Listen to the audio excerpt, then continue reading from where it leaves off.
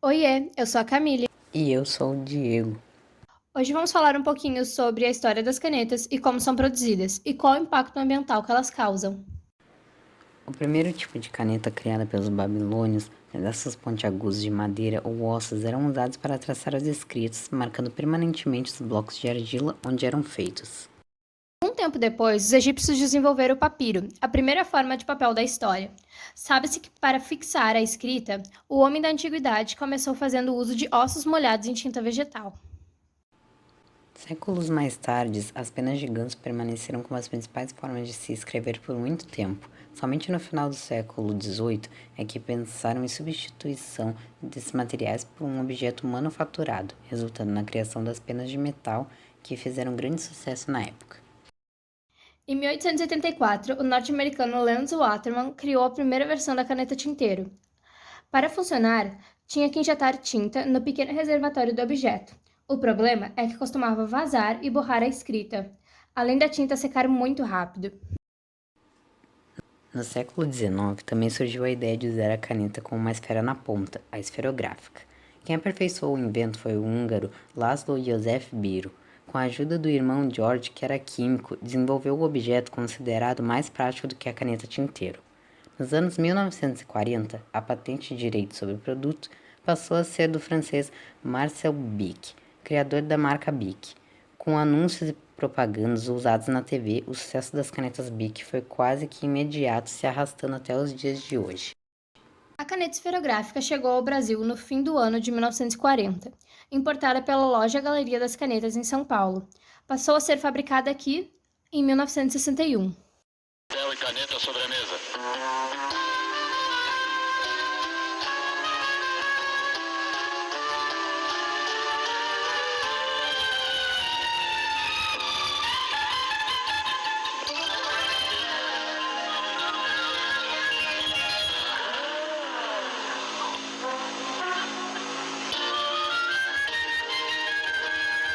Bic Cristal, a esferográfica que resiste a todas as provas.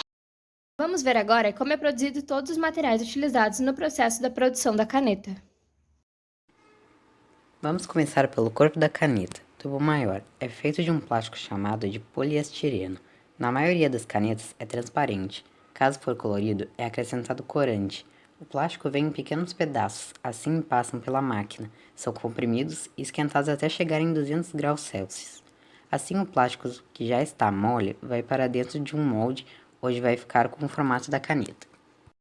As tampinhas são fabricadas com polipropileno, outro tipo de plástico flexível e fácil de colorir, utilizando corante sólido. A máquina da tampa é praticamente a mesma do corpo da caneta, só muda o molde. A parte de trás da caneta é feita de outro tipo de plástico que se chama polietileno. O material é transparente, então para qualquer cor é adicionado corante. Também passa pela mesma máquina com molde diferente. O tubo de dentro, onde carrega a tinta, é feito um pouco diferente. O polipropileno vai ser sugado a vácuo do barril onde é acumulado. Depois passa para ser esquentado, onde uma rosca empurra a massa plástica. A diferença é que não tem o molde, e sim uma extrusora. Uma máquina que funciona mais ou menos como aquelas de fazer macarrão.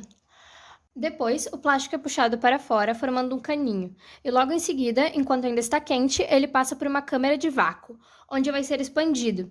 Em seguida, ele é resfriado com água e depois cortado. A tinta geralmente é feita à base de óleo, que é rapidamente absorvido pelo papel, ou de um solvente como o álcool, que evapora rápido. Também leva corantes, resinas e outros aditivos. Tem ainda a esfera, aquela bolinha que fica dentro da ponta. Ela é feita de um metal chamado carboneto de tungstênio, que passa por uma máquina para ficar perfeitamente redonda. Depois de pronta, é colocado dentro da pontinha da caneta, de maneira que consiga se mover sem escapar. Por causa dessa esfera que a caneta leva o nome de esferográfica. Ao escrevermos, a bolinha gira, transferindo a tinta do tubinho para o papel. Após serem finalizadas, todas as peças vão para um equipamento que monta a caneta. Monitores ficam de olho para verificar se tudo está dando certo. Vamos ver agora como uma simples caneta pode prejudicar o meio ambiente. Canetas prejudicam o meio ambiente não só ao serem feitas, mas também ao serem utilizadas. As canetas esferográficas, na sua produção, liberam vários produtos que, se não são descartados, como plástico, tungstênio, o cobre e entre outros. que fazem mal ao meio ambiente. A tinta da caneta, por exemplo, é composta por um material tóxico, prejudicial ao meio ambiente, além das partes de plástico e de metal demorarem décadas para se decompor. A empresa que produz caneta Bic, por exemplo, está com um projeto de desenvolvimento que diminui o uso de água e outros produtos naturais na produção das canetas, para diminuir os impactos ambientais. Se utilizarmos as canetas de 4 cores ou mais, estamos diminuindo o consumo de plástico. Uma curiosidade é que a caneta leva em média 180 dias para se decompor. Vamos falar agora sobre 2 campanhas sobre o assunto.